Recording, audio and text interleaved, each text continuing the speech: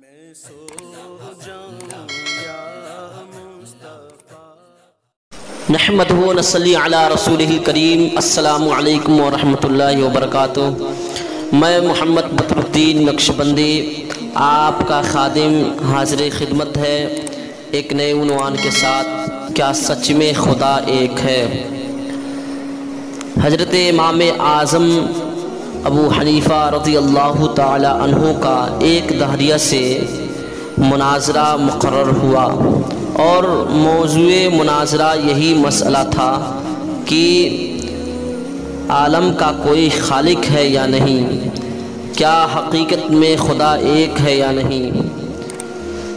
اس اہم مسئلہ پر مناظرہ اور پھر اتنے بڑے امام سے چنانچہ میدان مناظرہ میں دوست دشمن سبھی جمع ہو گئے، مگر حضرت امام اعظم وقت مقررہ سے بہت دیر کے بعد مجلس میں تشریف لائے۔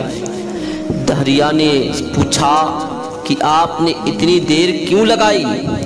آپ نے فرمایا، اگر میں اس کا جواب یہ دوں کہ میں ایک جنگل کی طرف نکل گیا تھا، وہاں ایک عجیب واقعہ نظر آیا جس کو دیکھ کر میں حیرت میں آ کر وہیں کھڑا ہو گیا، اور وہ واقعہ یہ تھا کہ دریا کے کنارے ایک درخت تھا۔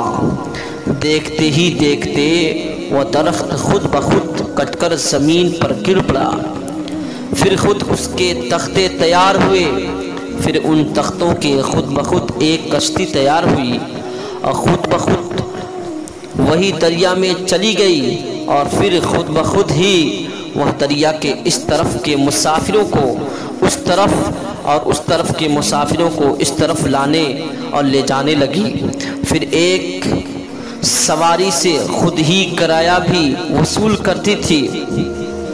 تو بتاؤ تم میری اس بات پر یقین کر لو گے؟ دہریہ نے یہ سن کر ایک کہا لگایا اور کہا، آپ جیسا بزرگ اور امام ایسا جھوٹ بولے تو تعجب ہے، بھلا یہ کام کہیں خود بخود ہو سکتے ہیں؟ جب تک کوئی کرنے والا نہ کسی طرح نہیں ہو سکتے۔ حضرت امام اعظم نے فرمایا کہ یہ تو کچھ بھی کام نہیں ہے، تمہارے نزدیک تو اس سے بھی زیادہ بڑے بڑے عالیشان کام خود بخود بغیر کسی کرنے والے کے تیار ہوتے ہیں۔